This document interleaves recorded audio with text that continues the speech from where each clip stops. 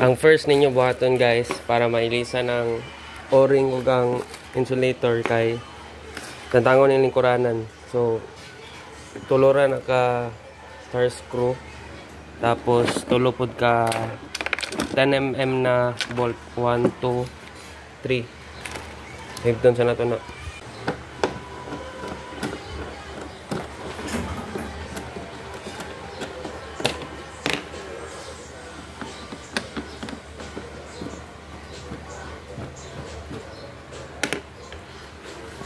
Upat day ka kuan guys screw.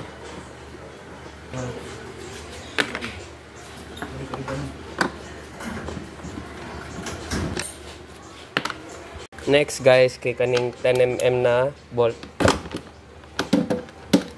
tulo ra ni kabuok.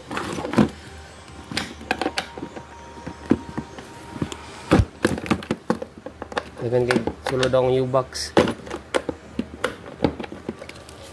Pwede na nyo nakabuton.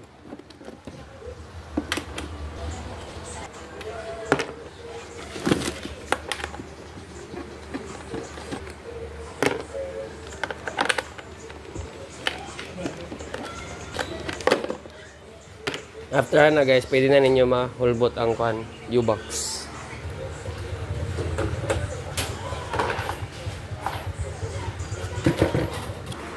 So, naibot na itong lingkuranan guys. Ang next move na to is i-unplug na to ng mga connectors. Kani sa ICS. Ngayon, ambot lang asan ni. Tapos kaning sa balag din na ito kuha ng injector pero mas gwapo kung makuha itong injector kaya para natin access aning mga 10mm bolt sa manifold. Ang next na itong tantangon guys kaning 8mm muna sa injector.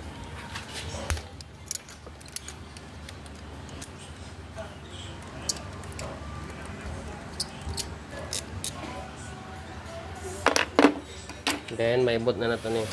Set aside na nato ni. Ang next kay kaning duha ka 10mm na bolt.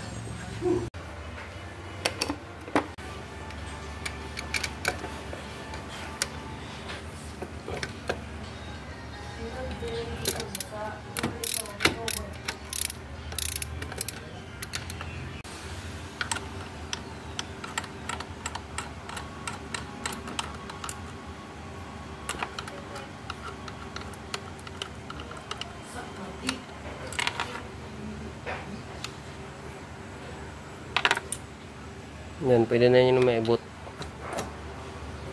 Paano nyo yung mga bolts. And then, kuhaon na to ang SGP na insulator o SGP na o-ring.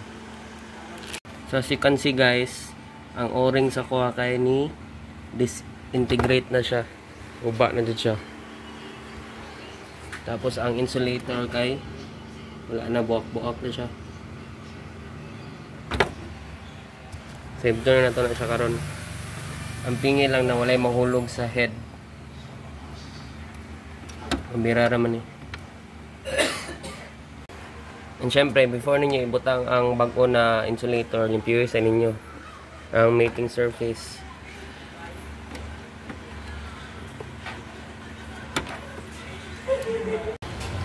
So, okay na guys, limpyo na po din na side.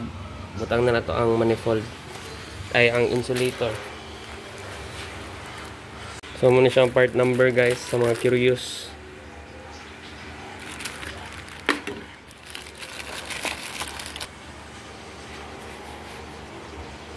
So, ano ang position guys, ani? Plastic siya guys, dili siya rubber.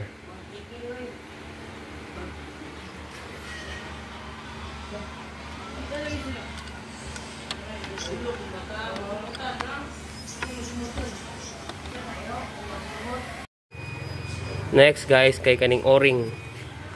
Muna ang part number.